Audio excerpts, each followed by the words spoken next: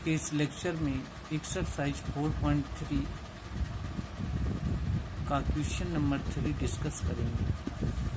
Question number 3 में के की वैल्यू फाइंड करनी है कि प्रत्येक में के का मान ज्ञात कीजिए यदि त्रिभुजों का क्षेत्रफल 4 वर्ग इकाई है। प्रत्येक में के का मान ज्ञात कीजिए यदि त्रिभुजों का क्षेत्रफल 4 वर्ग इकाई है जहां शीर्ष बिंदु निम्नलिखित हैं। जहां पर आप क्वेश्चन नंबर देखिए, क्वेश्चन नंबर 3, प्रत्येक में के का मान ज्ञात कीजिए यदि त्रिभुजों का क्षेत्रफल 4 वर्ग इकाई है जहां शीर्ष बिंदु निम्नलिखित हैं। तो इसमें ये शीर्ष बिंदु दिए गए हैं। तो ट्रायंगल यानी कि यदि हम त्रिभुज को मान लें कि ये पॉइंट हैं ए बी सी,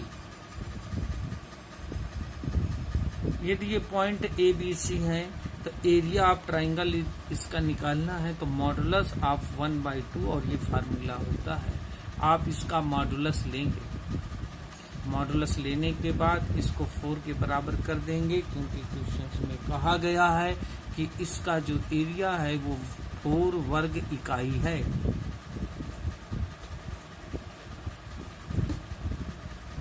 इसका एरिया 4 वर्ग इकाई है। इसका मॉडुलस लेने पर ये 4 आता है। मॉडुलस का ये सिंबल होता है, ये मॉडुलस का सिंबल होता है। ये मॉडुलस के अंदर सिंप्लीफाई करने पर आता है। जब मॉडुलस हटता है तो यहाँ पर बच्चों प्लस माइनस आ जाता है। यहाँ पे जब मॉडुलस हटता है तो ये वैल्यू प्लस माइनस आ जाती है। तो एक बार वैल्यू प्लस लेंगे, एक बार माइनस लेंगे तो के की 2 वैल्यू आती है। तो यहाँ पर आपको ध्यान देने की बात है, एग्जाम में अक्सर ऐसा होता है बच्चे इस फार्मूले को 4 के बराबर कर देते हैं। 4 के बराबर करने के बाद के की वैल्यू निकालते हैं तो सिंगल एक ही वैल्यू आती है, जबकि के की 2 वैल्यू आना चाहिए।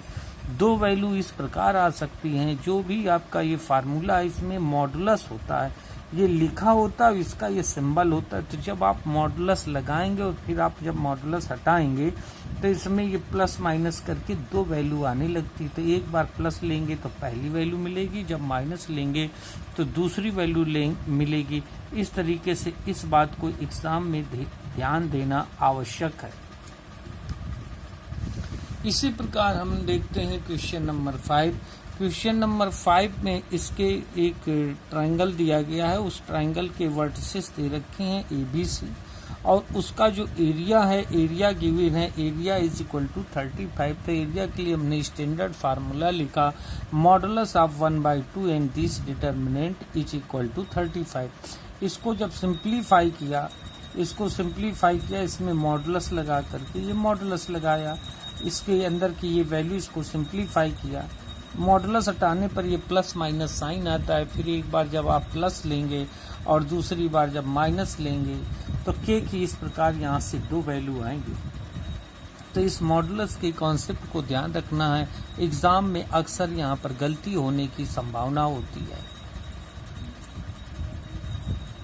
यदि आपको ये वीडियो अच्छा लग रहा है तो इसको सब्सक्राइब कर लो, लाइक कर दो और प्रेस बेल आई बटन।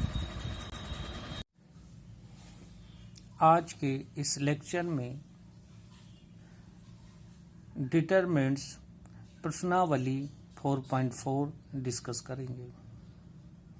इस एक्सरसाइज में उपसारणिक और सहखंडज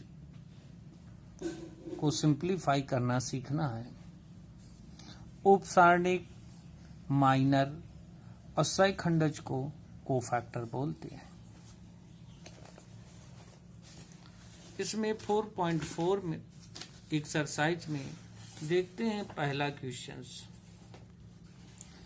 इस पहले क्वेश्चन में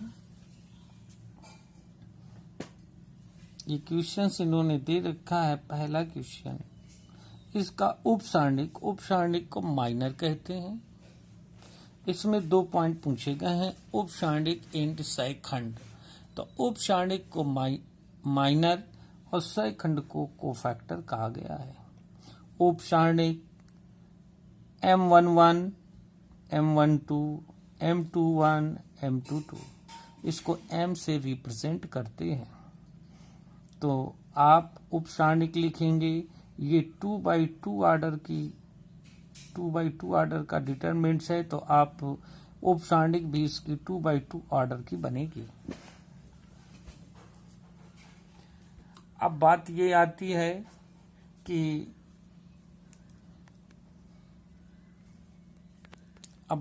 आती है कि इसके M11, M12, M13 की वैल्यू कैसे निकालते हैं।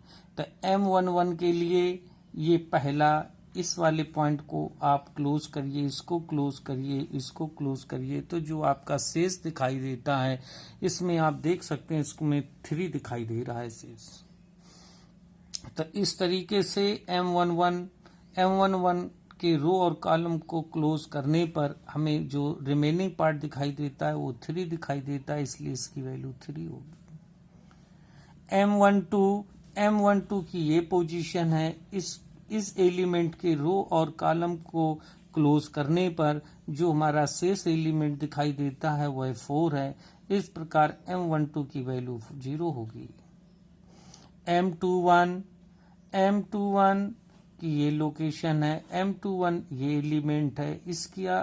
इसका माइनर फाइंड करने के लिए इसके रो और कॉलम को क्लोज किया जाएगा, तो आप पाते हैं कि ये जो शेष बचता है -4 बचता है। इस प्रकार इसका जो M21 की वैल्यू होगी वो होगी -4। M21 की वैल्यू होगी -4।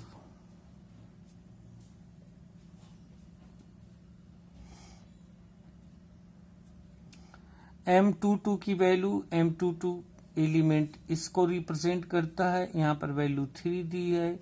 इसके रो और कॉलम को क्लोज करने पर जो शेष एलिमेंट दिखाई देते हैं, शेष पार्ट दिखाई देता है, उसमें हम 2 को देख सकते हैं। तो M22 की वैल्यू 2 है और यहाँ पर आप 2 लिखेंगे। इस तरीके से आप माइनर फाइंड कर सकते हैं। कोफैक्टर निकालने के लिए कोफैक्टर भी इसका 2/2 ऑर्डर का होगा। इसको A11, A12, A21, A22 से रिप्रेजेंट किया जाता है। A11 की वैल्यू निकालने के लिए इसमें -1 टू पावर 1 + 1 लिखी जाती है। -1 टू पावर ये जो वैल्यू 1 इसका ऑर्डर होता है उसी को यहाँ पावर में लिख दिया जाता है। आप देख सकते हैं कि A11 की ये लोकेशन है। इसके रिस्पेक्ट में डिटरमिनेंट्स में ये 2 दिया गया है। यदि 2 दिया गया है तो इसके रो और कॉलम को जब क्लोज आप करेंगे, क्लोज करने के बाद शेष एलिमेंट 3 दिखाई देता है, तो यहाँ पर 3 रखेंगे और सिंप्लीफाई करने पर इसकी वैल्यू 3 आती है। इसी प्रकार हम इसकी अगली वैल्यू A12 निकालते हैं। A12 के लिए यहाँ पर -4 दिया गया है। इसके रो और कॉलम को क्लोज किया जाए तो रिमेनिंग पार्ट में 0 दिखाई देता है, तब -1 टू पावर 1 + 2 होगा और यहाँ 0 लिखेंगे। ये -1 टू पावर 3 हो जाएगा। -1 टू पावर 3 एक नेगेटिव नंबर है, लेकिन 0 से मल्टीप्लाई होने के बाद ये 0 आएगा। इस प्रकार इसकी वैल्यू यहाँ पर हम पुट कर देंगे। पहली 3 थी और ये 0 है। इसी क्रम में आप 21 की वैल्यू निकाल सकते हैं। A21 निकालने के लिए -1 टू पावर 2 + 1 लिखेंगे। इसके रिस्पेक्ट में एलिमेंट डिटरमिनेंट्स में 0 दिया गया है और 0 के रो और कॉलम को क्लोज किया जाए तो रिमेनिंग पार्ट में -4 दिखाई देता है, उसको यहाँ लिखा जाएगा। अब -4 और ये लिखा है -1 टू पावर 3, ये निगेटिव में आएगा और ये भी निगेटिव, इस प्रकार ये पॉजिटिव हो जाएगा। इसी तरीके से हम अगली वैल्यू फाइंड कर सकते हैं। इन वैल्यू को इधर पुट करके हम इसके कोफैक्टर की वैल्यू फाइंड कर सकते हैं।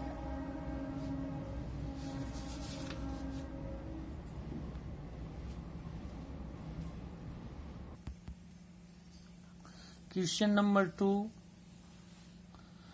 नंबर 2 में डेल्टा = ये गिवन है। इसका माइनर फाइंड करना है और कोफैक्टर फाइंड करना है। माइनर को m से रिप्रेजेंट करते हैं, M11, M12, M13, M21, M22, M23, M31, M32, M33, और इसके कोफैक्टर को represent A11, A12, A13, A21, A22, A23 और A31, A32, A33 से रिप्रेजेंट करते हैं। इनकी यदि वैल्यू निकाल करके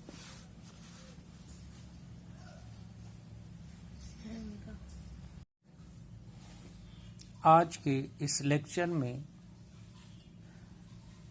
डिटरमिनेंट्स प्रश्नावली 4.4 डिस्कस करेंगे। इस एक्सरसाइज में उपसारणिक और सहखंडज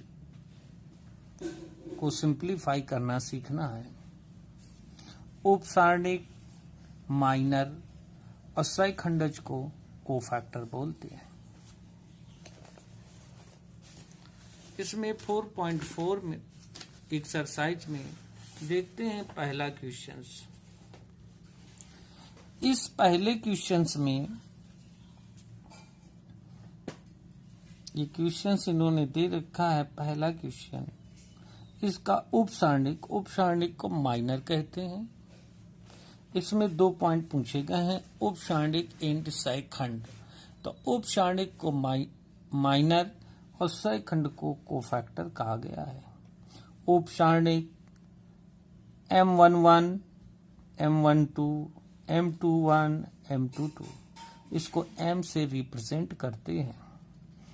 तो आप उपसारणिक लिखेंगे, ये 2/2 ऑर्डर का डिटरमिनेंट्स है, तो आप उपसारणिक भी इसकी 2/2 ऑर्डर की बनेगी। अब बात ये आती